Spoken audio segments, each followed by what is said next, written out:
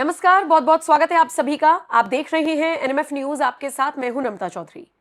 22 अप्रैल दोपहर 2 बजे के आसपास का वो वक्त रहा होगा जब कश्मीर के पहलगाम में आतंकवादियों ने निहत्थे सैलानियों को अपना निशाना बनाया। पहले उनसे उनका नाम पूछा, धर्म पूछा, कलमा पढ़वाया, कपड़े उतरवाए और उसके बाद मौत के घाट उतार दिया। 26 आदमियों को मारा गया। आप समझ सकते हैं, एक मैसेज देने की कोशिश हुई कि महिलाओं के सुहाग को उजाड़ा गया।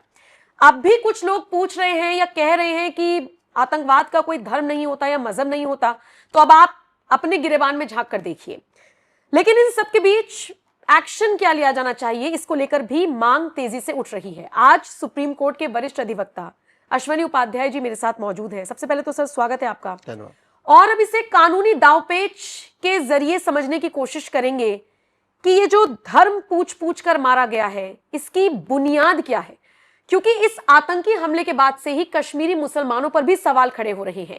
इसके अलावा वो वीडियोस जो सोशल मीडिया पर वायरल हैं, जिनमें पाकिस्तान पर आरोप लगाने से कुछ पाकिस्तानी मुसलमान डर रहे हैं, बच रहे हैं। ये कौन सी जहनियत है, ये कौन लोग हैं जो लोकल सपोर्ट प्रोवाइड कराते हैं, इन सारे मुद्दों पर आज चर्चा करेंगे एक एक करके। सबसे पहले अश्वनी जी, ये जो धर्म पूछ पूछ कर, नाम पूछ पूछ कर मारा गया, मुझे हैरानी हो रही है कि अब भी कुछ लोग हैं जो कह रहे हैं कि कोई आतंकवाद का कोई धर्म नहीं होता। अब भी कह रहे हैं लोग। नहीं, भारत में तो वैसे नम्रता जी कई सारी झूठ है। एक तराना गाया जाता है, मजहब नहीं सिखाता आपस में बैर रखना, जबकि सच्चाई है कि पूरी दुनिया में जो झगड़ा चल रहा है मजहब का ही चल रहा है, धर्म का नहीं चल रहा। दूसरा कहते हैं सर्वधर्म संभाव। धर्म एक ही है, सनातन धर्म, बाकी तो पंथ है। तो सर्वधर्म संभाव भी सबसे बड़ा झूठ है। जो भारत में चल रहा है ये ऊपर की समस्या नहीं है, नीचे वाले की समस्या है। जब भी कोई समस्या आती है तो सबसे पहला मैं सवाल ये देखता हूं कि ये समस्या हमें दैवी समस्या है, ऊपर वाले ने दिया है, नीचे वाले ने, इंसान ने दिया। और इंसान की दी हुई कोई भी समस्या लाइलाज नहीं होती। मैं आज आपको बड़े जिम्मेदारी के साथ कह रहा हूं, किसी भी समस्या को अगर इंसान ने शुरू किया है तो उसको इंसान खत्म कर सकता है, ये मैं गारंटी के साथ कह सकता हूं, बशर्ते वो चाहे तो, बिल्कुल चाहे तो। एक और झूठ फैलाया जाता है, एक मछली पूरे तालाब को गंदा कर सकती है। आज तक कभी एक मछली पूरे तालाब को गंदा नहीं कर पाई है, लेकिन लोग फिर भी झूठ बोलते रहेंगे एक मछली तालाब को गंदा कर सकती है। सच्चाई तो यह है, एक मदरसा पूरे देश को बर्बाद कर सकता है, यह कड़वी सच्चाई है। और फिर भी लोग इस सच्चाई को नहीं बोलते। मछली तालाब को गंदा नहीं कर सकती है, इसको बार बार कहते हैं। एक मदरसा पूरे देश को बर्बाद कर सकता है, इसको कभी नहीं बोलते। जो पहलगाम की समस्या है, आप इसको समझिए। कौन है मारने वाले? कौन? कन्वर्टेड हिंदू। मारने वाले कौन? जो 15वीं शताब्दी में जिसके परदादा हिंदू थे और आज वो मार रहे हैं। कश्मीर में मारने कौन आया? कोई अरब, दुबई, कुवैत, बहरीन से आया क्या? नहीं। कौन आया? पाकिस्तान वाले आए। पाकिस्तान वाले कौन थे? हिंदू। तो कन्वर्जन, जो कन्वर्टेड हिंदू होते हैं, ये हिंदुओं के सबसे बड़े दुश्मन होते हैं। अजमल कसाब कौन था? कन्वर्टेड हिंदू। बुरहान वानी कौन? कन्वर्टेड हिंदू। अफजल गुरु कौन? कन्वर्टेड हिंदू। याकूब मेनन कौन? कन्वर्टेड हिंदू। जिन लोगों ने जिन 28 हिंदुओं को मारा पूछ पूछ के कि तुम कौन हो, या कपड़े उतरवा के मारा, जिप पैंट चेक करके मारा, वो कौन थे? कन्वर्टेड हिंदू। दुर्भाग्य आप देखिए, सबसे बड़ा कन्वर्जन का सेंटर है मदरसा। भारत के संविधान में मदरसे का कहीं जिक्र ही नहीं है। मैं आज ये संविधान की शपथ लेने वालों से पूछ रहा हूं। मैं देश के सभी सांसदों, विधायकों, मंत्रियों, लोकसभा राज्यसभा के सांसदों, एमएलए, एमएलसी, हाई कोर्ट के माननीय जजों, सुप्रीम कोर्ट के माननीय जजों से पूछ रहा हूं, भारत के संविधान में मदरसा कहां लिखा हुआ है? भारत का संविधान तो मदरसा चलाने की इजाजत ही नहीं देता। फिर भी भारत में पिछले 75 साल में 3 लाख मदरसे खुल गए। नम्रता जी, 500 साल की गुलामी में मुगलों ने 1000 मदरसे खोले थे, और पिछले 75 साल में यह संविधान लागू होने के बाद, स्वतंत्र होने के बाद 3 लाख मदरसे खुले। जबकि आर्टिकल 27 कहता है मजहब को प्रमोट करने के लिए 1 रुपए खर्च नहीं होगा। आर्टिकल 28 कहता है किसी भी स्कूल में मजहबी तालीम नहीं होगी। आर्टिकल 29 कहता है आपको रीतियों का अधिकार है, लेकिन कुरीतियों का नहीं। आपको प्रथा का अधिकार है, कुप्रथा का नहीं। आर्टिकल 30 कहता है आपको स्कूल खोलने का अधिकार है, मदरसा खोलने का नहीं। आर्टिकल 30 को मैं बार बार इस देश के माननीय हाई कोर्ट, सुप्रीम कोर्ट के जजों से, सभी भारत के मंत्रियों से, भारत के शिक्षा मंत्री, भारत के कानून मंत्री, भारत के सांसदों, विधायकों से कह रहा हूं, संविधान को ठीक से पढ़िए। आर्टिकल 30 में लिखा हुआ है कि देश के सभी नागरिकों को एजुकेशन इंस्टीट्यूशन खोलने का अधिकार है, यानी 10वीं 12वीं का स्कूल खोलने का अधिकार है, law college, engineering college, medical college खोलने का अधिकार है, सेकुलर स्कूल खोलने का अधिकार है। मजहबा, ये मदरसा नहीं, क्योंकि मदरसा मजहबी तालीम सेंटर होता है, वो मजहबी तालीम का केंद्र है, जिसको आर्टिकल 27 कह चुका है कि 1 रुपए खर्च नहीं होगा किसी मजहब को प्रमोट करने के लिए। और आर्टिकल 28 कहता है मजहब को प्रमोट करने के लिए कोई मजहबी कोई तालीम नहीं होगी। इसके बावजूद भारत में मदरसा बोर्ड चल रहा है, मदरसे खुलते चले जा रहे हैं। 3 लाख से ज्यादा मदरसे खुल गए। मदरसों की डिग्री लेके लोग क्लर्क बन रहे हैं, कांस्टेबल बन रहे हैं, चौकीदार बन रहे हैं, थानेदार बन रहे हैं। मदरसों की डिग्री लेके लोग आईएएस और आईपीसीएस का एग्जाम दे रहे हैं। मदरसों की डिग्री लेके लोग प्रोफेसर बन रहे हैं। मदरसों की डिग्री लेके सारे सरकारी नौकरियों में जा रहे हैं। इसलिए भारत में जो कुछ हो रहा है उसके लिए ये संविधान की शपथ लेने वाले सांसद, विधायक, मंत्री, जज जिम्मेदार है। मैं बहुत सीधी सी बात कह रहा हूं, जो कुछ कश्मीर में हुआ है, जो कश्मीर में अभी तक समस्या बढ़ी हुई है, इसके मूल कारण पे जा ही नहीं रहे। मूल कारण है मदरसा, और मदरसे का जिक्र कहीं संविधान में है ही नहीं। सोच कहां से पैदा होती है? पाक नापाक की सोच, ये हराम हलाल की सोच। ये बच्चा पेट में निकल नहीं आता, बिल्कुल। पेट से बाहर आने के बाद सुनता है। अरे जब वो दिन में 5 बार सुन रहा है ला इलाहा इल्लल्लाह, अल्लाह के अलावा कोई इबादत योग्य नहीं, और सरकारें उस पर कुछ शांत होकर बैठी हुई, इससे ज्यादा हिंदुओं की धार्मिक भावना कैसे भड़काने के अलावा और क्या किया जा सकता? जहां 5 बार लाउड स्पीकर से कहा जा रहा है कि तुम्हारे रामकृष्ण पूजा योग्य नहीं, तुम्हारे भगवान गणेश, भगवान हनुमान जी पूजा योग्य नहीं, तुम्हारी दुर्गा, लक्ष्मी, सरस्वती पूजा योग्य नहीं, तुम्हारे 24 तीर्थंकर पूजा योग्य नहीं, तुम्हारे 10 सिखों की गुरु पूजा योग्य नहीं, तुम्हारे भगवान बुद्ध पूजा योग्य नहीं, उसके बावजूद उसको अलाउ किया जा रहा है। ये जो रेडिकलाइजेशन की शुरुआत वहां से होती है, जो बच्चा दिन में 5 बार सुनता है कि नहीं और दूसरा कोई पूजा योग्य नहीं। कहां से आएगा उसके अंदर वसुधैव कुटुंबकम की भावना? कहां से आएगा उसके अंदर नारी तू नारायणी की भावना? कहां से आएगा उसके अंदर इक्वालिटी, जस्टिस, लिबर्टी की भावना? कहां से आएगा उसके सबके साथ प्रेम से रहने की भावना, जब वो दिन में 5 बार सुन रहा है कि दूसरा कोई पूजा योगी नहीं है? लेकिन एक चीज मुझे और समझनी है कि जैसे पाकिस्तान की सीमा की हम बात करें तो राजस्थान का बॉर्डर भी उसमें लग रहा है, पंजाब का बॉर्डर भी लग रहा है, लेकिन कश्मीर के बच्चे या आम मुसलमान जो वहां का है, लोकल मुसलमान, वो ही क्यों रेडिकलाइज इतनी जल्दी हो जा रहा है? हाँ। कि उसमें लोकल सपोर्ट मिला हुआ है? नहीं, बिल्कुल। आपने जो सवाल किया बड़ा अच्छा सवाल किया। सवाल यह है कि हाँ, भारत के कई सारे राज्यों के बॉर्डर सारे लग रहे हैं, गुजरात का बॉर्डर भी है, राजस्थान का बॉर्डर भी है। तो गुजरात में हिंदू हैं इसलिए गुजरात के बच्चे उनको स्लीपर सेल का काम नहीं करते। राजस्थान के बॉर्डर पे हिंदू हैं इसलिए वो स्लीपर सेल का काम नहीं करते। पाकिस्तान, कश्मीर में लोग कन्वर्ट हो चुके हैं, वो कन्वर्टेड हिंदू हैं, वो इसलिए पाकिस्तान के आतंकवादियों के लिए स्लीपर सेल का काम करते हैं। बड़ी सीधी सी बात है, इसमें कुछ ज्यादा सोचना नहीं है।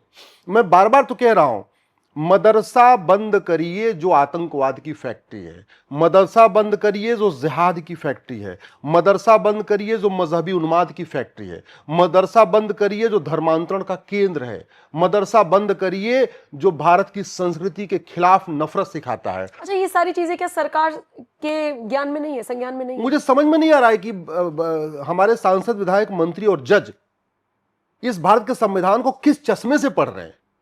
और इसमें ये जो चल रहा है इसके लिए बहुत हद तक सुप्रीम कोर्ट जिम्मेदार है। मैं क्यों कह रहा हूं सुप्रीम कोर्ट जिम्मेदार है? क्योंकि अल्टीमेटली, चलो सांसद, विधायक, मंत्री जैसे तो उतने समझदार नहीं होते, पढ़े लिखे नहीं होते।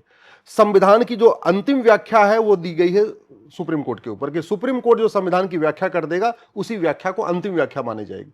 भगवान जाने सुप्रीम कोर्ट के माननीय जजों ने कौन सा चश्मा लगा के पढ़ा, कहां से इसमें मदरसा ढूंढ लिया। मदरसा कहीं लिखा नहीं है, उल्टा इसके लिखा हुआ है। आर्टिकल 28 में कह रहा है मजहबी तालीम नहीं होगी। लेकिन किया क्या है हमारे सुप्रीम कोर्ट के जजों ने? चूंकि शुरुआत में यहां प्रिवी काउंसिल चलती थी, तो प्रिवी काउंसिल में सारे के सारे विदेशी जज हुआ करते थे, क्रिश्चियन जज हुआ करते थे, उसमें भारत का कोई जज था ही नहीं। बाद में धीरे धीरे कुछ लोग भारत के शामिल हुए, लेकिन अल्टीमेटली वो सारा बाहर के लोग थे। सुप्रीम कोर्ट के जो शुरुआत के जज बने वो भी क्या, वो उनके दादा परदादा अंग्रेजों के जमाने में थे, कोई गुरुकुल में पढ़े नहीं, भारत के स्कूल में पढ़े नहीं, उनको हर चीज विदेशी अच्छी लगती थी। उन्होंने क्या किया, संविधान में दिया हुआ फ्रीडम ऑफ स्पीच, उसको मान लिया फ्रीडम ऑफ हेट स्पीच। संविधान में दिया फ्रीडम ऑफ रिलीजन, उसको मान लिया फ्रीडम ऑफ कन्वर्जन। बिल्कुल। संविधान में कह रहा है आर्टिकल 28 कि मजहबी तालीम नहीं दी जाएगी, उसको उन्होंने क्या मान लिया कि धार्मिक शिक्षा भी नहीं दे सकते। मतलब हमारे सुप्रीम कोर्ट के जजों को, हमारे सांसदों विधायकों को धर्म और रिलीजन का बेसिक फर्क नहीं पता है। मेरी पीआईएल चल रही कि धर्म और रिलीजन को व्याख्या करो। बेसिक फर्क नहीं है कि धर्म जोड़ता है, रिलीजन तोड़ता है। पूरे दुनिया में धार्मिक युद्ध नहीं है, पूरी दुनिया में मजहबी उन्माद चल रहा है, मजहबी लड़ाई चल रही है। कश्मीर में भी जो हुआ है वो मजहबी लड़ाई हुई है, जहां पूछा गया तुम्हारा नाम क्या, अच्छा तुम हिंदू हो, इधर खड़े हो जाओ। तुम कौन हो भाई, मुस्लिम, तुम इधर खड़े हो जाओ। वो कानपुर की शुभम द्विवेदी की वाइफ का इंटरव्यू आया, मैं तो देख रहा था।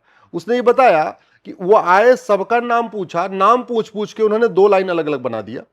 डाउट हुआ तो उन्होंने पैंट चेक करवाया, पैंट खुलवाया, देखा कि खतना हुआ कि नहीं हुआ। उसके बाद जब कंफर्म हो गया कि नहीं ये सारे हिंदू, तो मार दिया। इससे ज्यादा और क्या होगा, इससे ज्यादा और क्या होगा। जगह जगह बलात्कार की बातें आ रही हैं, उसमें क्या निकल रहा है, बलात्कार में निकल रहा है भैया ठीक है तो हिंदू लड़की, इसको ट्रैप कर लो। ये भोपाल वाला एक केस मुझे याद आ रहा है, मैं खबर पढ़ रही थी। हाँ। तो उसमें जैसे अजमेर कांड हुआ था, उसी तरीके का एक भोपाल में भी सामने आया है। तो आरोपी का ये कहना है कि हिंदू लड़कियों के साथ दुष्कर्म करना, उनके जीवन को बर्बाद करने से मुझे पुण्य मिलेगा। यही मदरसे में पढ़ाया जाता है, मदरसे में यही पढ़ाया जा रहा है। पाक नापाक सिखाया जा रहा है, ईमान काफिर सिखाया जा रहा है। और जो काफिर हैं उनमें हत्या कर दो, काफिरों का घर लूट लो, काफिरों की बहन बेटियों के साथ बलात्कार कर लो। और ये तो एडमिट है, सारे अखबारों में आज निकला हुआ है। मैं वही देख रही भाई आप ये देखो, अजमेर में लगभग 1,500 बहन बेटियों के साथ बलात्कार हुआ था, चुन चुन के। जो 1,500 लड़कियों के साथ बलात्कार हुआ उसमें एक भी गैर हिंदू नहीं थी। सब और रेप करने वाले, और जितने बलात्कारी थे 35 के आसपास, वो सारे के सारे मुस्लिम थे। तो बड़ा स्पष्ट हो गया कि वो चुन चुन के लड़कियों को, इसका मतलब कहीं न कहीं उनको सिखाया जाता है भैया ठीक है गैर मुस्लिम लड़कियों के साथ बलात्कार करोगे और तू तो कह ही रहा है कि सवाब मिलता है, हमको तो पुण्य का काम मिलता है। मतलब आप जरा दोनों सोच देखिए, हिंदू को पुण्य तब मिलता है जब नवरात्रि में वो कन्या पूजन करता है, और मुस्लिम को पुण्य तब मिलता है जब वो हिंदू लड़की के साथ बलात्कार करता है। और फिर भी हमारे सांसद विधायक मंत्री जज कह रहे हैं कि सारे रिलीजन एक समान होते हैं। हमारे सांसद विधायक मंत्री कह रहे हैं कि गुरुकुल और मदरसा एक समान है। हमारे सांसद विधायक मंत्री जजों को लगता है कि नहीं, आम भी पेड़ है, बबुल भी पेड़ है, इसलिए आम और बबुल, article 14 equality before law, equal protection of law, यानी आम और बबुल दोनों को बराबर खाद पानी मिलना चाहिए। जबकि आम तो फल देता है और बबुल कांटा देता है। हमारे सुप्रीम कोर्ट के जजों को, मैं ज्यादा शब्द का उपयोग नहीं कर सकता, इनको आज तक समझ में नहीं आया, ये पता नहीं कौन सी दुनिया में है, इनको धरातल का बिल्कुल ज्ञान नहीं है। हमारे माननीय सुप्रीम कोर्ट के जजों ने न वेद पुराण को पढ़ा, न बाइबल कुरान को पढ़ा, लेकिन कहते नहीं वेद पुराण बाइबल कुरान एक समान है। हमारे सुप्रीम कोर्ट के जजों को न कभी वो गुरुकुल में गए, न कभी वो मदरसे में गए, और कह रहे हैं गुरुकुल मदरसा एक समान है। हमारे सुप्रीम कोर्ट के जजों को लगता है कि नहीं सारे रिलीजन एक समान है, जबकि सारी रिलीजन की टीचिंग अलग अलग है। उनको लगता नहीं सारे स्कूल एक समान है, जबकि सारे स्कूलों में अलग अलग। आज तक आप बताइए, आपने बड़ा अच्छा कहा, आज तक मुझे एक एग्जाम्पल बताइए कि गुरुकुल का पढ़ा हुआ बच्चा अपनी पहचान बदल के, अपना नाम छुपा के, अपना तिलक हटा के और टोपी लगा के किसी मुस्लिम लड़की को पटाया हो और उसके साथ बलात्कार किया हो। एक एग्जाम्पल, मैं तो माननीय सुप्रीम कोर्ट के जजों से कह रहा हूं, आंखों से पट्टी खोलिए, ये सर्वपंथ संभाव के झूठे उससे बाहर निकलिए। मजहब नहीं सिखाता, इस झूठी कहानी से बाहर आइए। सच्चाई यह है कि मजहब ही आपस में नफरत सिखाता है। और अगर आप इस गलतफहमी में हैं कि कुछ बात है कि हस्ती मिटती नहीं हमारी, तो हमारी हस्ती भी मिटी, हमारी बस्ती भी मिटी है। ये सबसे बड़ा फ्रॉड है, सबसे बड़ा झूठ है कि कुछ बात है कि हस्ती मिटती नहीं हमारी। अफगानिस्तान से हमारी हस्ती और बस्ती मिटी, पाकिस्तान से हमारी हस्ती और बस्ती मिटी, बांग्लादेश से हमारी हस्ती और बस्ती मिटी, मलद्वीप मालदीव बन गया, हमारी हस्ती बस्ती मिटी। भारत के 9 राज्यों से हमारी हस्ती बस्ती मिट गई। 800 जिलों में से 200 जिलों में हमारी हस्ती बस्ती मिट गई। 6000 तहसीलों में से 1500 तहसीलों में हमारी हस्ती बस्ती मिट गई। और फिर भी ये सांसद विधायक मंत्री और जज कह रहे हैं गुरुकुल मदरसा एक समान है, वेद पुराण बाइबल कुरान एक समान है, सभी पंथ एक समान है। इस झूठे फ्रॉड से बाहर कब आएंगे भगवान जाने। तो मतलब अगर मैं ये कहूं कि सारी समस्याओं की जड़ मदरसा है, यही आप कहना चाह रहे हैं? क्योंकि अगर मैं किसी मुस्लिम से बात करूं तो वो मुझसे कहेगा कि मदरसों के अंदर तो हमें दीनी तालीम दी जाती है, उसमें गलत क्या है? फिर सबूत क्या है कि मदरसों में ये सारी चीजें पढ़ाई जा रही है? बड़ी सीधी सी बात है, सारे आतंकवादियों को देख लीजिए, उनकी तालीम कहां से निकल रही है, सारे जिहादियों की तालीम कहां से निकल रही है। सारे धर्मांतरण के अड्डे कहां से निकल रहे हैं? मदरसों में तलवार के जखीरे निकल चुके हैं, मदरसों में आतंकवादियों को छिपा हुआ देखा है आपने? आप मुझे बताइए किसी गुरुकुल में आज तक कोई आतंकवादी छिपा हुआ क्यों नहीं मिला? मदरसों में खूब मिले। जितने बांग्लादेशी आ रहे हैं वो कहां छिप रहे हैं? जितने रोहिंग्या आ रहे हैं वो कहां छिप रहे हैं? ये रोहिंग्या बांग्लादेशियों को शरण कौन देता है? उनकी मदद कौन करता है? बलात्कारी अगर देखिए, अगर आप चाहे अजमेर कांड देख लीजिए, चाहे भोपाल कांड देख लीजिए, मैं तो कह रहा हूं एक मुझे गुरुकुल का एग्जाम्पल दीजिए जिसमें गुरुकुल का पढ़ा हुआ, संस्कृत पढ़ा हुआ बच्चा अपना तिलक हटा के, अपना रक्षा सूत्र हटा के, अपनी जनेऊ हटा के और अपना जो है टोपी पहन के और अपना खतना करवा के जाके किसी मुस्लिम लड़की के साथ, एक भी नहीं। नहीं, लेकिन अगर मदरसों में इतना सब कुछ चल रहा है तो जैसे कि हमने शुरुआत में भी कहा कि बदलाव किया जा सकता है। ऐसी कोई बीमारी लाइलाज तो है नहीं जो आदमी ने क्रिएट की और आदमी ना खत्म कर पाए। तो सरकार अगर चाहे तो क्यों नहीं इन मदरसों पर लगाम लग सकती? सरकार तो अनुदान देती है कुछ मदरसों को। नहीं, इस देश में तो मैंने यही तो कह रहा हूं, संविधान की धज्जियां उड़ाई जा रही हैं। संविधान की शपथ लेने वाले सांसद, विधायक, मंत्री और जज इस संविधान की धज्जियां उड़ा रहे हैं। बाबा साहब अंबेडकर को माला फूल चढ़ाने वाले ही नेता, अभिनेता, लेखक, बुद्धिजीवी, पत्रकार उनकी बात को नहीं मान रहे, उनका अपमान कर रहे हैं। बाबा साहब अंबेडकर ने कहा था मजहब के आधार पर विभाजन हो चुका है, तो ये जब तक पूरी तरीके से विभाजन नहीं होगा, इस विभाजन को नहीं मानूंगा। आज का युग तो अश्वनी जी वो है कि बाबा साहेब अंबेडकर की तस्वीर आधी लगाई जाती है और आधी में अखिलेश यादव आ जाते हैं। दूसरी तरफ सरदार पटेल साहब ने कहा था कि मजहब के आधार पर विभाजन हो गया है, इसलिए मजहब के आधार पर भारत में न कोई नियम होगा, न मजहब के आधार पर कोई कानून होगा। दुर्भाग्य देखिए, सरदार पटेल को माला पहनाया जाता है और उसके बाद भी भारत में मजहब के आधार पर नियम चल रहा है, मजहब के आधार पर कानून चल रहा है, मजहब के आधार पर वक्फ बोर्ड चल रहा है, मजहब के आधार पर वक्फ ट्रिब्यूनल चल रहा है, मजहब के आधार पर वजीफा चल रहा है, मजहब के आधार पर लोन चल रहा है, मजहब के आधार पर मुफ्त मकान दिया जा रहा है, मजहब के आधार पर रिजर्वेशन का नंबर आ चुका है। सब कुछ तो मजहब के आधार पर चल रहा है। इस देश में स्टेट स्पॉन्सर्ड कन्वर्जन हो रहा है, सरकारें कन्वर्ट करा रही हिंदुओं को। मैं आपको बड़ी जिम्मेदारी के साथ कह रहा हूं, इस देश में जो अल्पसंख्यक आयोग बना है और अल्पसंख्यक मंत्रालय बना है, ये केवल और केवल मजहब को, ये धर्मांतरण को प्रमोट कर रहा है। झुग्गी में रहने वाले सबकी आर्थिक स्थिति एक जैसी होती है, लेकिन झुग्गी नंबर 1 में हिंदू है तो उसको 1000 रुपए वजीफा नहीं मिलेगा। झुग्गी नंबर 2 में क्रिश्चियन है या मुस्लिम है, उसको 1000 रुपए वजीफा मिलता है अल्पसंख्यक मंत्रालय की तरफ से। तो होगा क्या? झुग्गी नंबर वाला गरीब हिंदू बेचारा, वो भी 1000 रुपए वजीफे के लालच में वो भी कहता है ठीक है भैया काम करो, हमारे रिलीजन वाले कॉलम में तुम क्रिश्चियन लिख दो। स्टेट स्पॉन्सर्ड कन्वर्जन हो रहा है, इसलिए देश की बर्बादी के लिए ये संविधान की शपथ लेने वाले सांसद, विधायक, मंत्री और जज जिम्मेदार हैं। ये सांसद, विधायक, मंत्री, जज जिनको देश के भले के लिए वेतन भत्ता मिलता है, गाड़ी बंगला मिलता, फ्री एयर टिकट मिलता, फ्री रेल टिकट मिलता है, इनको आजीवन पेंशन मिलता है, यही भारत को बर्बादी की तरफ ले जा रहे हैं। जो होना चाहिए उस पर चर्चा नहीं कर रहे और जो नहीं होना चाहिए उस पर दुनिया भर की चर्चा हो रही है। मुझे दूसरा एग्जाम्पल और बताता हूं। मदरसा चलो बंद नहीं कर सकते, कोई बात नहीं, आप सिंगापुर जैसा कानून तो बना सकते हो, आप अरब दुबई जैसा कानून तो बना सकते हो। भाई लोहा लोहे को काटता है, ये हमारे पूर्वज कब से कहते रहे, आपके दादा परदादा भी कहते रहे होंगे कि लोहा लोहे को काटता है। हमारा कौन सा कानून लोहा लोहे को काटता है वाले सिद्धांत पे है? भगवान राम तो कह के गए भय बिन होय न प्रीत। हमारा कौन सा कानून, ये कानूनों का मैं आज पूरा जखीरा लेके आया हूं, कौन सा कानून है हमारा जो भगवान राम के सिद्धांत पे, भय बिन होय न प्रीत के सिद्धांत पे है?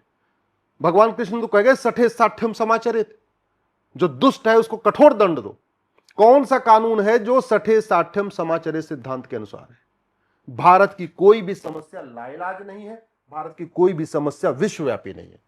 भारत की सभी समस्याओं का इलाज हो सकता है, और मैं गारंटी के साथ कहता हूं, शिक्षा में संस्कार हो और कानून का खौफ हो, ये सारी समस्या इलाज हो जाएगा। शिक्षा में संस्कार हो, कानून का खौफ हो, कश्मीर की समस्या ठीक हो जाएगी। शिक्षा में संस्कार हो, कानून का खौफ हो, धर्मांतरण बंद हो जाएगा, घुसपैठ बंद हो जाएगी, आतंकवाद खत्म हो जाएगा, अलगाववाद खत्म हो जाएगा, मजहबी उन्माद खत्म हो जाएगा, माओवाद खत्म हो जाएगा, नक्सलवाद खत्म हो जाएगा, फंडिंग बंद हो जाएगी। इस देश में हुआ क्या है, विदेशी फंडिंग कराने के लिए बाकायदा कानून बनाया था 2010 में कांग्रेस ने, आज तक चल रहा है।